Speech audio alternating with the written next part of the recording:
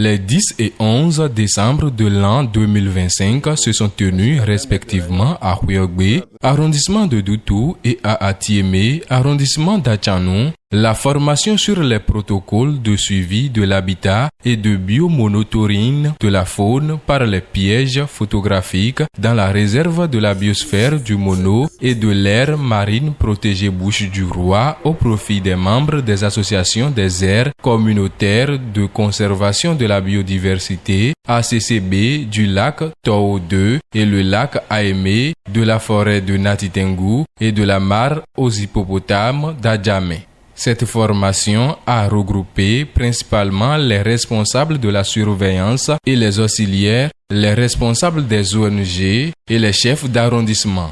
Le projet AGREB a pour mission surtout de renforcer les capacités des différentes aires protégées au niveau de la réserve et de l'aire marine protégée. Dans le cadre de cette formation, il s'agit surtout d'accompagner les différentes ACCB qui sont mises en place, les gestionnaires surtout, dans le suivi écologique.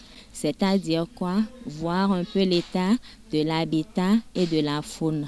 Et c'est dans ce cadre que cette formation a été initiée par le LEA, le laboratoire d'écologie appliquée, qui a eu une subvention au niveau du projet. Je pense qu'ils sont vraiment motivés, ils ont compris leur rôle central dans le suivi écologique des aires communautaires dont ils ont la charge. Ils ont assimilé la manipulation des outils pour cette première partie. Ça ouvre de bonnes perspectives pour l'étape d'application, c'est-à-dire aller dans les sites.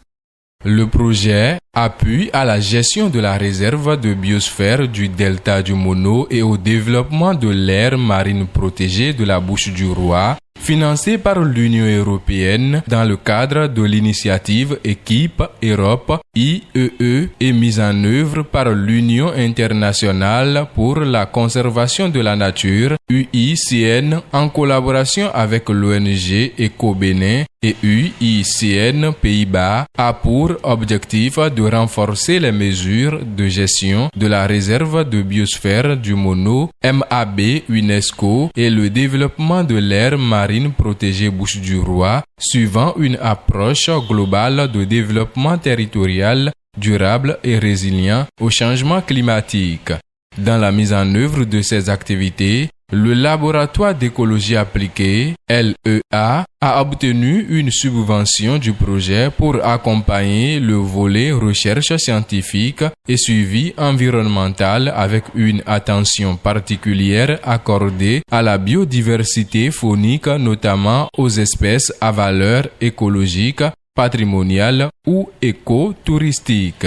Ceux qui ont été formés ont participé de bout en bout à la formation qui était beaucoup plus pratique. Il était question de les former un peu sur l'utilisation des caméras trappes dans le suivi de la faune dans les ACCB. Nous sommes venus ici pour une formation sur le suivi écologique et la surveillance.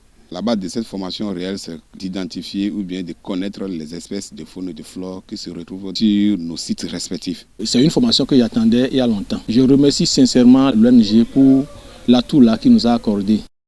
La présente formation est organisée pour renforcer les capacités de ces acteurs dans l'utilisation des outils du suivi de l'habitat et de la faune permettant de mieux suivre de manière participative la dynamique des ressources naturelles des différents écosystèmes tout en visant la durabilité écologique, le suivi participatif et la réduction des pressions sur les écosystèmes.